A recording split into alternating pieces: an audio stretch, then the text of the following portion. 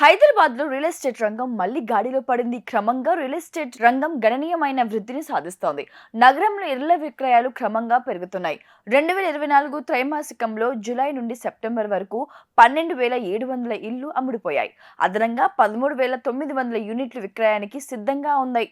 అయితే రెండో త్రైమాసికంతో పోలిస్తే ఇళ్ల విక్రయాలు 16% తగ్గాయి. అయితే కొత్త ఇళ్ల విక్రయాలు 1% పెరిగాయని అన్రాక్ ఆదాయం తెలిపింది. ముఖ్యంగా హైదరాబాద్ పశ్చిమ ప్రాంతాల్లో విక్రయాలు గణనీయంగా పెరిగాయి.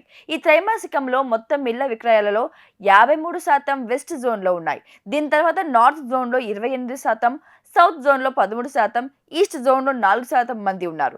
సెంట్రల్ హైదరాబాద్లో కేవలం 1% మాత్రమే ఇళ్ల విక్రయాలు జరిగాయి. హైదరాబాద్ రియల్ ఎస్టేట్ మార్కెట్ జాతీయ స్థాయిలో గుర్తింపు పొందింది. నగరం రియల్ ఎస్టేట్ రంగం ఇప్పుడు ఔటర్ రింగ్ రోడ్ ఓఆర్ఆర్ దాటి విస్తరించింది. ప్రత్యేకించి ఔటర్ రింగ్ రోడ్ ప్రాంతాల్లో ఇండిపెండెంట్ హోమ్స్ కోసం ప్లాట్లు అందుబాటులో ఉన్నాయి. ఈ ప్రాంతాల్లో విల్లాలు కూడా నిర్మిస్తున్నారు. విజయవాడ, ముంబై, నాగ్పూర్, శ్రీశైలం వెళ్తే హైవేలతో పాటు రియల్ ఎస్టేట్ రంగం ఔటర్ రింగ్ రోడ్ దాటింది.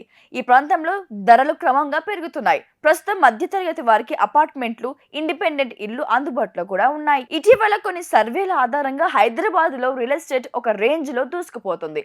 దేశంలో పెట్టుబడుల కోసం ఎన్ఆర్ఐలు హైదరాబాద్ ను తమ మొదటి ఆప్షన్ గా ఎంచుకోవడం దీనికి ప్రధాన కారణం. అపార్ట్మెంట్లు, విల్లాలు, ప్లాట్లకు డిమాండ్ పెరగడం ముఖ్యంగా ఆశాజనకంగా ఉంది.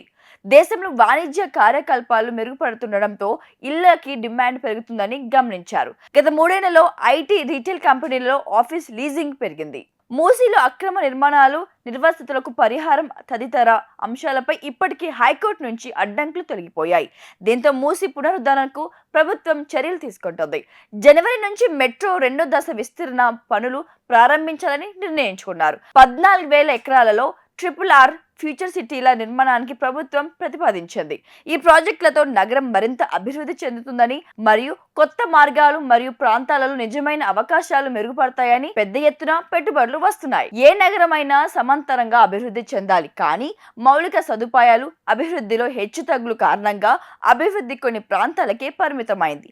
దీంతో హైదరాబాద్ లోని వెస్ట్ జోన్, సౌత్ జోన్లలో భూముల ధరలు భారీగా పెరిగాయి. గిట్టుబాటు ధర లేదు, సామాన్యుడు ఇల్లు కొనే పరిస్థితి కూడా లేదు. అందుకే పాలసీలలో కొన్ని మార్పులు చేయాలి.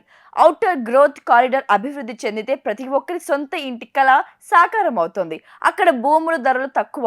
గత ప్రభుత్వం లుక్ ఈస్ట్ విధానాన్ని తీసుకొచ్చింది, కానీ అది కార్యరూపం దాల్చలేదు. ఈ ప్రభుత్వం లుక్ కాల్ డైరెక్షన్ అమలు చేయాలి. రింగ్ రోడ్ చుట్టూ గ్రీడ్ రోడ్ వేస్తే అక్కడ ఎంతో అభివృద్ధి చెంది సామాన్యుడి సొంత ఇంటి కల సాకారం చేసుకునే అవకాశాలు కూడా మెరుగవుతాయి.